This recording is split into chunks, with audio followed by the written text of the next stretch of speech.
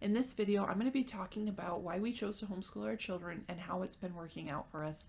Hi there, friend. My name is Micah Klug, and I love helping moms strengthen their home, faith, and family.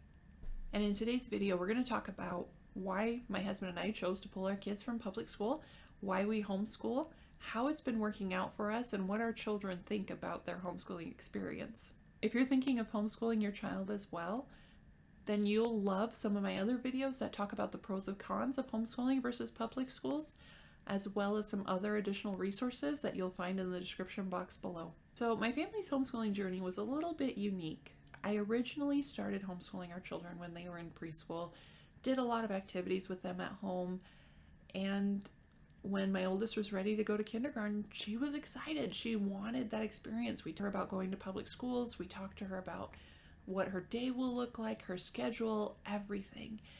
And the first day came and we dropped her off, and I still remember 8:25, she had to be there.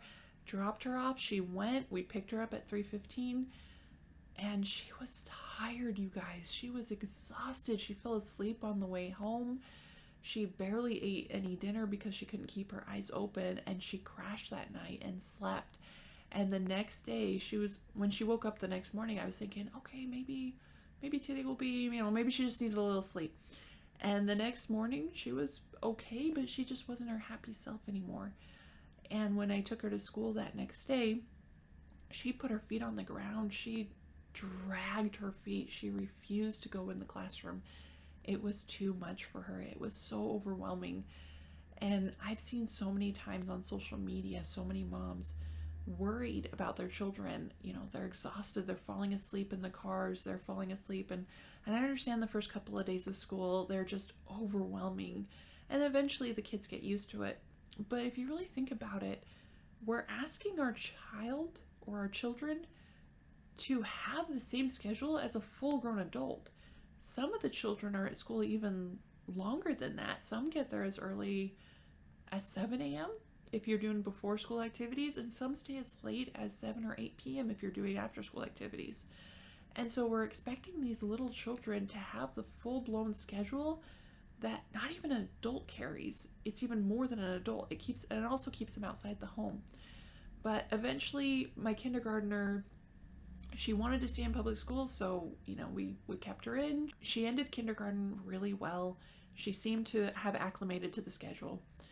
Fast forward through that summer, she went back to first grade, and the cycle repeated itself. She came home nearly falling asleep in her dinner. She was exhausted, she was tired, and it repeated itself. Well, a couple years ago, something changed the world, and people had to bring their children home.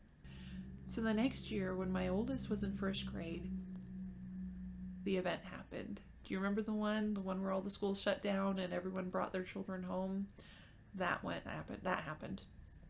So instead of going into a classroom where she was with her peers and she was learning with a teacher, she came home. We had to dust off her old laptop, and she spent the next 8 hours for the next couple of months online. And it wasn't the best. She was exhausted. Her eyes hurt. She was not learning. She struggled to try to learn technology so she could do an assignment. And I'm not faulting the teachers at all. They were angels. They did their best. Everyone had a learning curve to it. But over the next few weeks, as school came to the end, we learned that this was not going to work for my oldest, and it certainly wasn't going to work for her younger sibling who was getting ready to go into kindergarten, because the school district that we were living in at the time had announced that they were going to do distant online learning for the following year as well.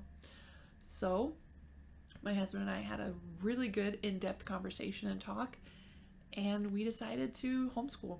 We decided to pull them out of the public school system, at no fault by any means to the teachers. We think the teachers are wonderful.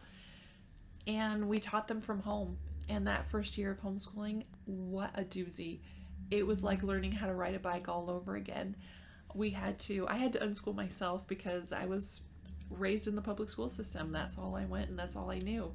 And that was the same for my oldest daughter. We had to unschool both of our learning abilities and capabilities, and we had to learn how to best hold each child accountable for what they were learning, as well as help them achieve their potential in the interest that they wanted to learn. So, homeschooling life began for our family. And that first year had so many ups, so many downs, so many tears, and so much laughter. It was and is still to this day one of the best years and one of the most emotional years ever. So if you're thinking about homeschooling your child, you can definitely check out a lot of these other videos and resources to help you make that informed decision.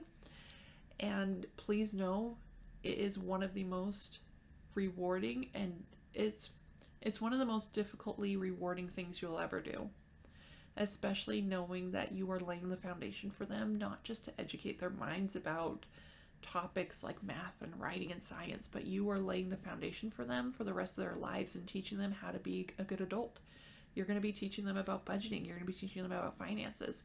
And I know with myself personally, when I first told myself this, like a little pep talk, like I'm teaching them for their lives, I was thinking of like sitting down with a book and reading it, and that's not what homeschooling is about.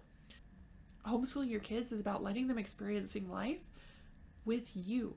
It's taking them grocery shopping. It's taking them exploring. It's visiting arts, visiting museums. It's visiting, learning, and growing together. Now, if you're wondering, well, that's great, but how do you even do it? Well, let me tell you, there are some wonderful resources that are available to parents. You can homeschool your child. I want you to know that. It is possible. The first thing you need to know is what level your child is performing at. Even though your child might be in, say, 5th grade or 7th grade or even 2nd grade, are they performing at that level? Or are they performing higher? For example, in our family, we don't use grades. We use levels. So my daughter might be performing at a level 4 for her math, and she might be performing at a level 8 or 9 for her reading and writing. So as a disclaimer, levels and grades, you kind of can interchange them if you wanted to. The reason why we call them levels is to help our kids get out of that mindset of thinking about grades. Because in their minds, oh, I'm in 2nd grade, I can only do 2nd grade work. No, not at all. Go beyond that. Telling them, oh, you're in 3rd grade, so you have to stay in 3rd grade level work, and you can only do 3rd grade level work until the fall when you're in 4th grade.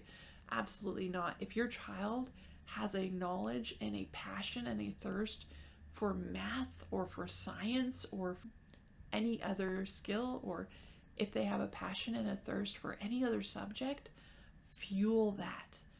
Give them the resources, give them the printables, give them the books, give them everything that they need to quench that thirst for knowledge, and step back and be amazed, because your children will surprise you with what they're able to learn. It is phenomenal and fantastic. Let your child lead you into what they're learning. Now, with that being said, for our family, how we homeschool is we have a very structured morning. In our family, our children are up by 6:30 in the morning. From 6:30 to 7, they do their devotional reading, their scripture study, their prayers. At 7 to 7:30, we do our family prayers. We get ready for the day. We get breakfast on the table. We're eating by 7:30. We have our teeth brushed, and we have our school books by 8:30, 9 o'clock at the very latest. Morning time is spent doing the paperwork, or the bookwork as I like to call it. It's the reading, the writing, the math, the instructions, the teaching, the resources, the diving deep. It is laying the foundation for them. And learning in the morning is more than just that paperwork, sitting down, doing bookwork. If there is an activity that helps them learn, whether it's building something, using Play-Doh, using Legos, using blocks, as long as it's helping them learn a principle, then let them learn, and let them use those tools, because each child learns so differently. Some might be those textbook learners. Others, like I have one child, he's a visual learner. He loves holding things. He loves feeling them. He loves counting them. And that's how he's able to. Their children love learning through play and through games and songs. And that is such a beautiful experience, to be able to make up silly songs with them and make up silly games with them to help them to learn. Noon is usually when we take a break and have lunch. Give them about an hour. From about 1 to 2 is reading. We give them free reading. They can read whatever book it is that they want. They do have one book assigned to them per month that they do have to do a book report on.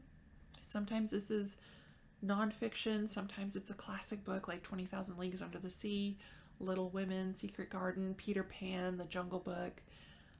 And then any nonfiction, we love using biographies to help them learn more about others that have come before them, especially historic figures. And then after 2 o'clock until dinner time, they are free to learn what they want to learn. Now, their only caveat is they can't say they're bored. If they say they're bored, they know they're getting more bookwork and more homework assignments, so they have quickly learned not to say that. But if they want to play an educational board game, then they can. We also take advantage throughout the week of different ways for the children to socialize, whether it's through racing, dance, art, music, museums, nature walks, or other homeschooling co-ops. Friend, I know sometimes homeschooling can be a bit challenging. I know there's days when you want to pull your hair out and you wonder what you got yourself into. But I also know that there are moments when your child will finally learn and it'll click in their mind. And those days are the most rewarding, beautiful days that you will ever be given, because you are watching their future unfold before them. You are witnessing, and you are not only witnessing, but you are also helping to build their future, because you are laying the foundation that they need to thrive and grow and learn and function as good adults. So friend, be sure to check the description box down below for free printables, resources, and curriculums to help you on your homeschooling journey. You can also subscribe and follow along for more homeschooling and family fun activities.